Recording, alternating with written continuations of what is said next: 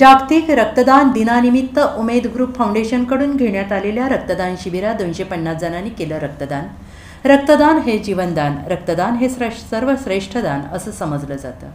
शहरातील विविध रुग्णालयांमध्ये मोठ्या प्रमाणात रक्तपेढींमधील साठा कमी पडू लागला आहे। याचेच औचित्य साधून कुपवाड औद्योगिक वसाहतीमधील उमेद ग्रुप फाउंडेशनच्या वतीनं उमेद ग्रुपचे संचालक सतीश मालू यांच्या वाढदिवसानिमित्त आणि जागतिक रक्तदान दिनानिमित्त रक्तदान शिबिर मोठ्या उत्साहात पार पडले।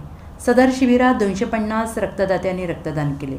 सदर रक्तदान शिबिरात सांगली जिल्ह्याचे आमदार सुधीरदादा गाडगीळ, माजी जिल्हा परिषद माजी नगरसेवक गजानन मगदूम, प्रकाश ढंग, लक्ष्मण नवलाई, आयुषचे अमोल पाटील, कृष्णा व्हॅली चेंबरचे सर्व संचालक, माधवनगरचे माजी सरपंच, कुपवाड काँग्रेसचे अध्यक्ष सनी धोत्रे, माधवनगरचे उदय पाटील, व्यापारी संघटनेचे आशुतोष धोत्रे आणि कुपवाड व्यापारी संघटना केशव मंथन मालू तसेच उमेद ग्रुपच्या सर्व स्टाफनी केलं।